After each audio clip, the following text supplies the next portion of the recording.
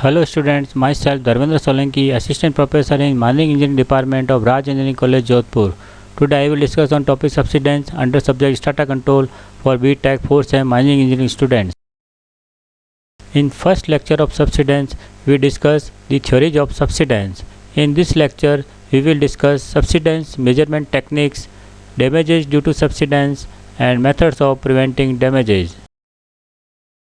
Surface measurement techniques are used for two types of measurement. First, measurement for surface movement. Second, measurement for subsurface strata movement.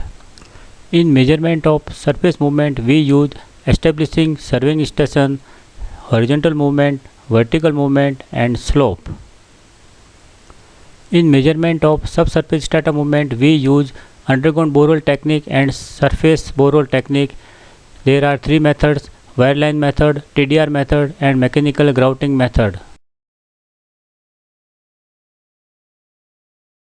Measurement of surface movement involves the determination of vertical and horizontal movement from which subsidence, displacement, slope, and curvature of subsided ground surface can be calculated. All the measurements are geometrical. First step in measuring surface movement is to establish surveying station over the extracted area and measure the direction and amount of movement of these stations. Establishing surveying stations. Generally, steel rods driven 2 to 3 feet into the ground are sufficient to serve as surveying stations, provided no frozen heaving of ground is expected in the area during subsidence measurement period. Where frozen heaving occurs, it is suggested to drill a 1 foot dia hole 4 to 5 feet deep, which is then filled with concrete, and then steel rods or screws are set in the concrete. Subsidence surveying stations should be established along lines parallel and perpendicular to expected excavation area. Stations are lined up for beyond the edge of the panel. Bay length between stations should not exceed h/20, where depth of coal seam below the surface. Observation points are stations for setting up surveying instruments. Reference points are permanent stations established in area where no subsidence is expected during the subsidence survey period. Horizontal movement. The objective of measuring horizontal movement is to calculate surface horizontal strain. Strain can be determined by change in length over the original length between two neighboring stations.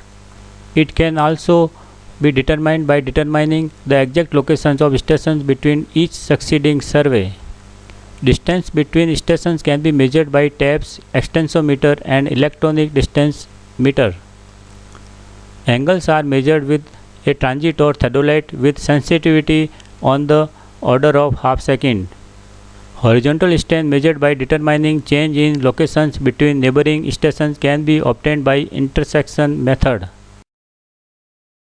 Vertical movement. It can be measured by leveling methods with a theodolite transit or a precision level. When a theodolite or transit is used, angle of slope is measured in the vertical plane from the horizontal plane to the height of surveying station. Vertical distances from horizontal plane are then added up for each succeeding survey to obtain total subsidence. When a level is used, either differential or profile leveling technique may be employed. Slope. Slope can be calculated from the subsidence profile or measured by the tilt meter. Tilt meter used for slope measurement is an inclinometer placed on a set of points permanently attached to a surveying station. Three setting points are used to space at a radial angle of 120 degrees. The change in micrometer screw reading between each successive reading divided by the distance between the legs in the slope. Slope for each of the three support legs can then be used for determining the direction and magnitude of the maximum slope or tilt. Measurement of subsurface strata movement. First technique is underground borehole technique. It mainly consists of monitoring strata separation as a function of face location. Can be done by either underground or surface boreholes. Underground boreholes are usually drilled in the roof, then roof sacks measurements devices are installed for monitoring strata. With the surface borehole technique, NX-sized boreholes are drilled from the surface all the way down to the coal seams to be mined. Movement of strata at different horizons above the seams is then monitored from surface as a function of face location using any of the following methods. First, wireline method. This technique makes use of electronic logging devices commonly used in oil fields. A bullet perforator is lowered into the well positioned at the desired level and fired into the wall of the well by means of a surface control. A small amount of radioactive material is inserted in the bullet, so when it is shot into the strata surrounding the borehole and remains there, strata movement can be followed. Bullets are shot into various strata along the borehole and their positions are identified with high peaks of intensity in a radioactive log.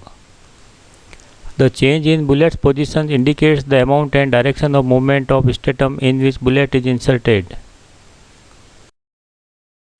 Second method is TDR method. TDR means time domain reflectometry, works on the same principle as radar. A good cable is grouted in the borehole all the way down to the coal seam. Caving or separation of the roof strata creates some sort of faults in the cable. An ultra fast rise time voltage step is sent down the cable which is reflected by the fault. A sampler picks it up and superimposes on incoming signal, resulting in a step up or down which can be seen on CRT. Time delay between the initial signal and the arrival multiplied by the travel velocity indicates the distance where fault occurs. Third method is mechanical grouting method. A cubic weight hung on a pulley with counterweight on the surface is lowered into the borehole to a specific position and grouted with cement. Movement of weight or the stratum to which it is anchored is monitored by measuring the movement of counterweight on surface. A maximum of 9 anchors can be installed in a NX hole at different horizons to monitor at any differential movement. Damages due to subsidence. There are two types of disturbances. First, continuous ground disturbance. Second, discontinuous ground disturbance. In continuous ground disturbance, first is vertical subsidence and slope. Second, horizontal displacement and strain. Third, curvature. In discontinuous ground disturbance, first is fissures or cracks. Second, steps. Third, cave-in pits. Continuous ground disturbance. First method is vertical subsidence and slope. Vertical subsidence does not cause any damage to the structure if it uniformly distributed as it at the center of the trough over a supercritical excavation. The only danger of subsidence trough like this is the possibility of flooding in low-lying areas. Differential settlement between neighboring points in along the surface of subsidence trough will form a slope and induce tilting. This occurs in subsidence trough caused by subcritical excavation and around the edges of those induced by critical and supercritical excavations. Differential settlement may disrupt drainage system, the flow of creeks, gravity flow of liquids in pipelines, grade of highways and railroad beds.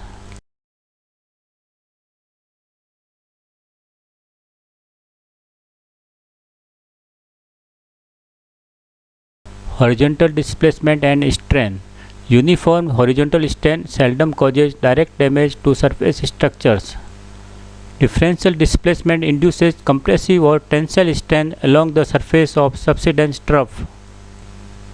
Strains cause distortion, cracking and failure of buildings, pipelines, highways, bridges, reservoirs, etc.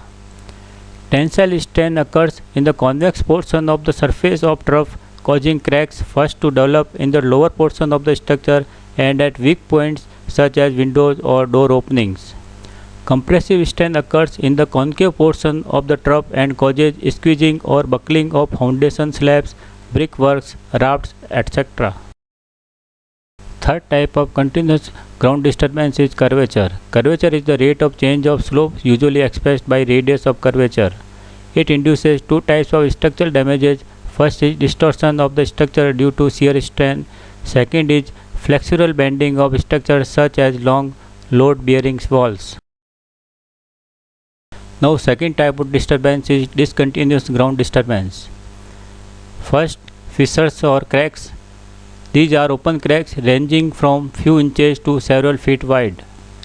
Second, steps. If planes of weakness are oriented favorably, ground will slide along these planes and form steps on the surface. Steps also range from a few inches to few feet in width. Third, cave in pits. These results from collapsing of the ground and may as large as several feet wide and deep. Now we discuss methods of preventing damages. First, structural protection. Second, underground control mining. In this, there are 5 points. First, safety pillars. Second, partial extraction. Third, harmonic extraction. Fourth, rapid mining. Fifth, stowing. First, safety pillars. Safety pillars are the solid coal pillars left untouched to protect surface structures located directly above. Their size can be determined by the horizontal distance from a surface structure at which the advancing phase must stop so that total strain at the site of the surface structure is less than allowable values. The distance at which advancing phase must be stopped from the structure and thus the size of pillar is a function of seam depth. Second, partial extraction. Surface structure can be protected by partial extraction using the board and pillar.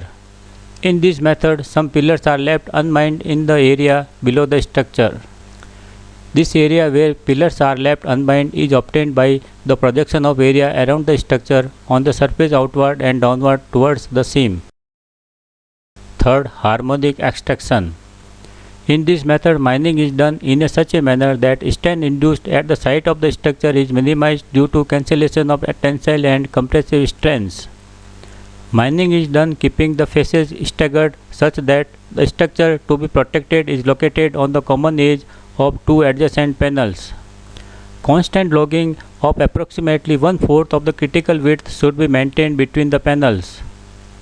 Compressive strain generated by panel face ahead is compensated to some extent by tensile strain from logging panel face. Fourth, rapid mining. Maximum tensile strain ET traveling with an advancing phase is generally less than the final obtainable maximum tensile strain Emax. Furthermore, the maximum compressive strain accompanied with traveling phase is always less than corresponding maximum tensile strain ET.